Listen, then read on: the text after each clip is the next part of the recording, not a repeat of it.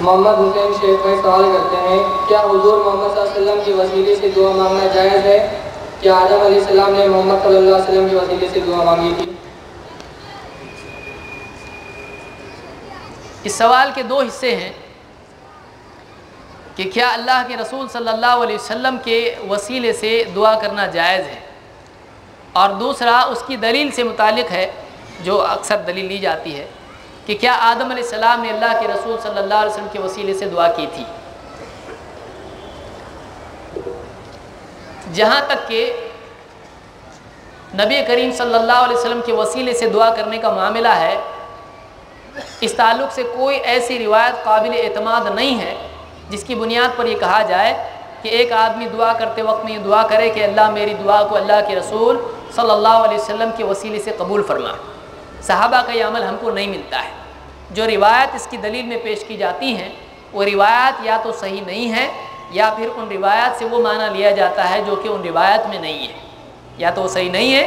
یا تو وہ معنی لیا جاتا ہے جو کہ ان روایت میں نہیں ہے۔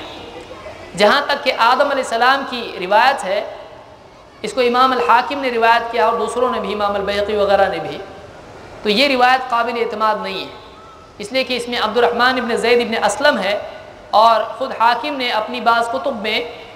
المدخل وغیرہ میں اس راوی کے بارے میں کہا کہ اپنے باپ سے موضوع روایتیں ذکر کرتا تھا، تو یہ روایت جو ہے قابل اعتبار نہیں، یہ روایت قابل اعتبار نہیں ہے۔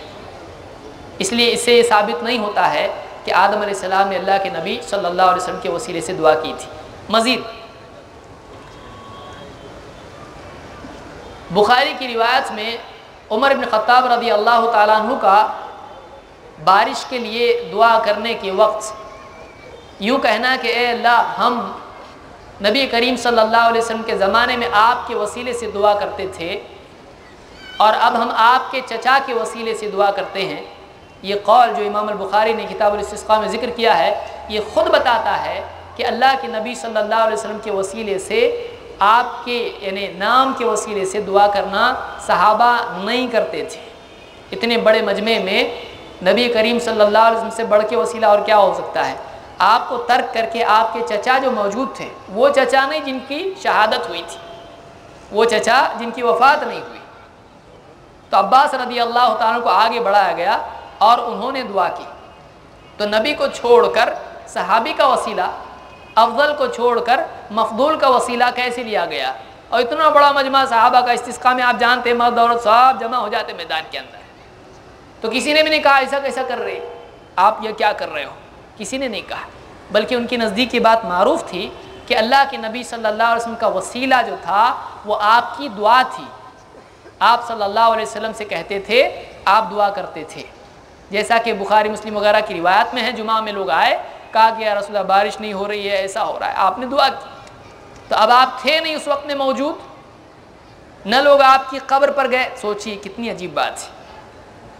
بارش کے لیے صحابہ اللہ کے نبی صلی اللہ علیہ وسلم کی قبر پر نہیں گئے، کتنی دور تھی، مسجد نبوی کے پڑوس میں قبر تھی، مدینہ میں واقعہ ہو رہا ہے، قحط، بارش نہیں ہو رہی، اللہ کے نبی صلی اللہ علیہ وسلم کا مرتبہ کتنا اونچا ہے، بہت اونچا ہے، آپ سارے بندوں میں سب سے افضل، سارے رسولوں میں سب سے افضل، امامت کا وقت آیا معراج میں، اللہ کے نبی صلی اللہ علیہ وسلم امام بنیں گے، ساری چیزیں سر آنکھوں پر، لیکن صحابہ نے اعمال و عبادات میں جو طریقہ اختیار کیا، میں نے درس میں بھی اپنے گفتگو میں کہا کہ صحابہ کا فہم لینا بہت ضروری ہے۔ حضرت عمر نے اللہ کے نبی صلی اللہ علیہ وسلم کی وفات کے بعد آپ کا وسیلہ ترک کر کے آپ کے چچا جو اس وقت میں موجود تھے ان کو آگے بڑھایا، یہی وسیلے کا طریقہ ہے، یہی وسیلے کا طریقہ ہے۔ اگر نبی کریم صلی اللہ علیہ وسلم کے نام کا وسیلہ لینا ہوتا تو حضرت عمر خود دعا کرتے اور وسیلہ لیتے، لیکن ایسا نہیں کیا گیا، نہ حضرت عباس نے آپ کے وسیلے سے دعا کی،